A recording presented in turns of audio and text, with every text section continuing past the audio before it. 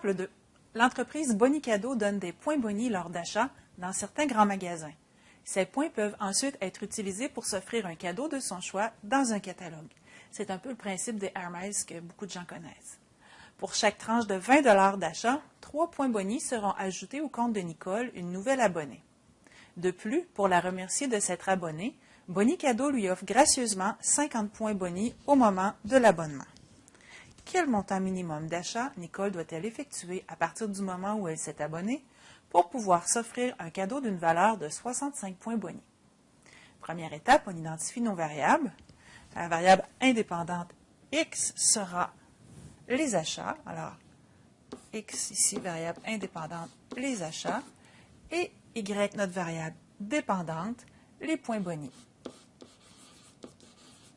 Alors, dans notre table de valeurs, X, c'est en dollars. Y, c'est les points. Ensuite, on sait que dès l'abonnement, on lui offre 50 points. Elle n'a pas encore fait d'achat et elle a 50 points. Ensuite, valeur critique aux tranches de 20 $. C'est ce qui va m'indiquer quelle largeur d'intervalle utiliser.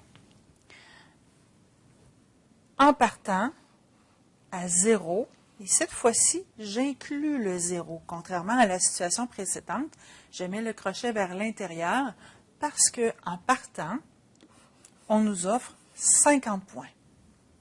Même si on n'utilise plus notre carte, on a notre 50 points et on n'a rien acheté. Ensuite, il faut avoir acheté pour une tranche de 20 $ complète pour avoir d'autres points.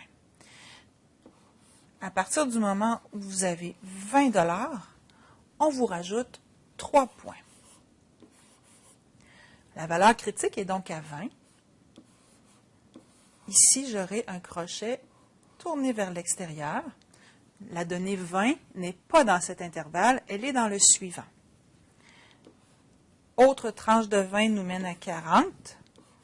40 $, on a deux tranches de 20 $ complètes. 6 points. Celle-là ici, tournée vers l'extérieur. Et ainsi de suite, par bond de 20 aux valeurs critiques. J'aurai 59, 80 à 100 $ d'achat, 62. Remarquez comment j'ai gradué mon graphique. J'ai bien mis un titre, identifié mes axes. Les montants d'achat, j'ai mis des bons de 10. J'aurais pu mettre des bons de 20 aussi. Les points, par contre, j'ai coupé l'axe pour qu'on puisse bien voir notre graphique. Étant donné qu'on partait automatiquement à 50, il n'y avait rien en bas de 50, alors j'ai commencé mon axe à 50 et j'ai ensuite gradué par bond de 3.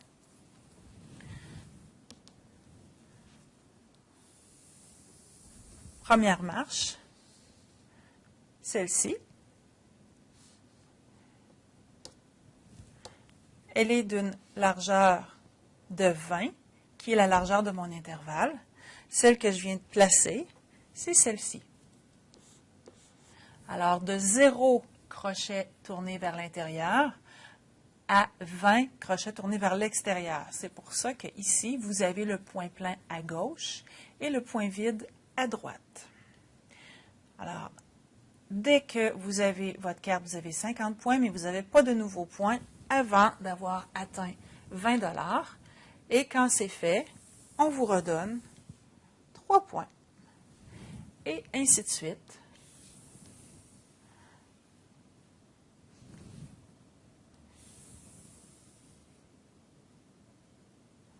Et je pourrais continuer comme ça. Et là, j'ai plus de place dans mon graphique. Voilà. Alors, quel montant minimum d'achat Nicole doit-elle effectuer à partir du moment où elle s'est abonnée pour pouvoir s'offrir un cadeau d'une valeur de 65? Alors, j'étais presque rendue. Il ne me manquait qu'un seul intervalle ici. C'était le prochain. De 100 à 120. Alors, quel est le montant minimum d'achat requis? Le montant minimum est de 100 $.